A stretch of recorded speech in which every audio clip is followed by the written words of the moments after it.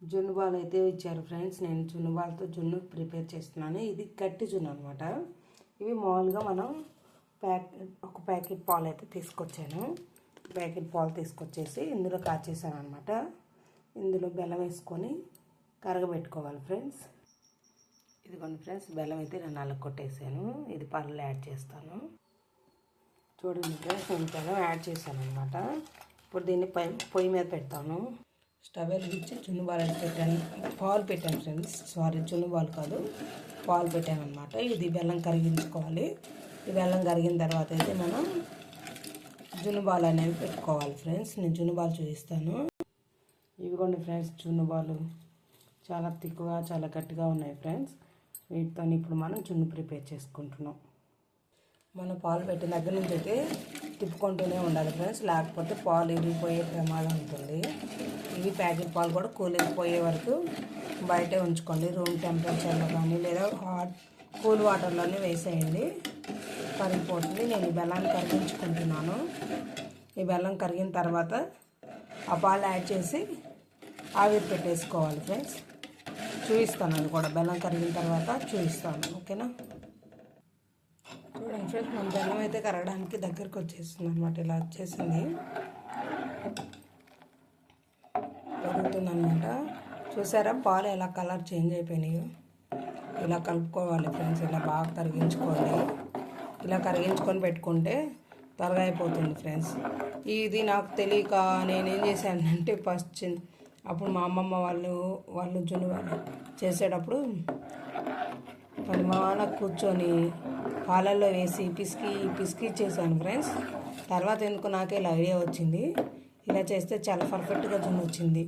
ఇంకా అందుకని అక్కడి నుంచి ఇలానే ట్రై చేస్తున్నా. మీరు కూడా ఇలానే ట్రై చేయండి ఫ్రెండ్స్, పర్ఫెక్ట్గా వస్తుంది అన్నమాట.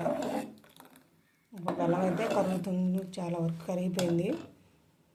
ఇప్పుడు జున్ను బాల్ యాడ్ చేసుకోవాలి. మనకి ఇదైతే శుభ్రంగా కరిగింది ఫ్రెండ్స్. చూడండి, ఎక్కడా కూడా బెల్లం ముక్క కూడా లేదు, శుభ్రంగా కరిగించుకున్నాం అనమాట.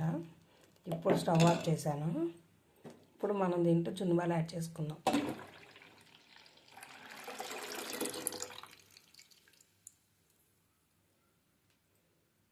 వేసుకొని బాగా ఇలా మిక్స్ చేసుకోండి ఫ్రెండ్స్.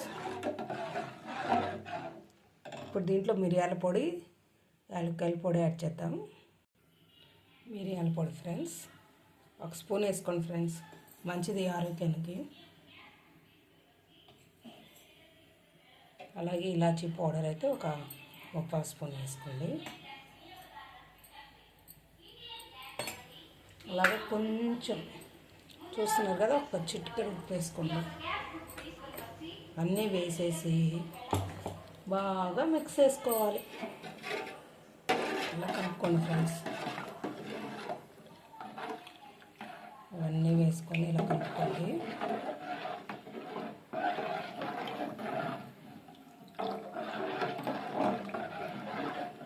ఇలా కలుపుకున్న తర్వాత మనం పక్కన ఏదో ఫ్రెండ్స్, నేను ఇడ్లీ పాత్ర పెట్టుకుని దాంట్లో వాటర్ అయితే హీట్ చేసుకున్నాను. పొగలు వస్తున్నాయి కనిపిస్తుంది కదా.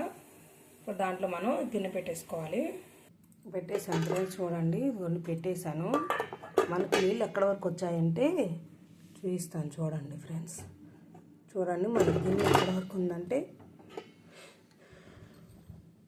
మన గిన్నె దానికి ఒక కొంచెం గ్యాప్ ఉందన్నమాట.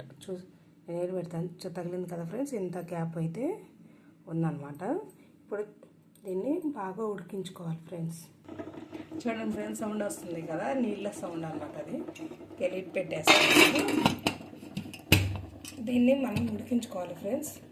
ఒక 15 మినిట్స్ ఉడికించుకుంటే మనది ఉడికిపోతుంది అనమాట. ఈ చున్నీ అనేది పర్ఫెక్ట్గా ఉడుకుతుంది.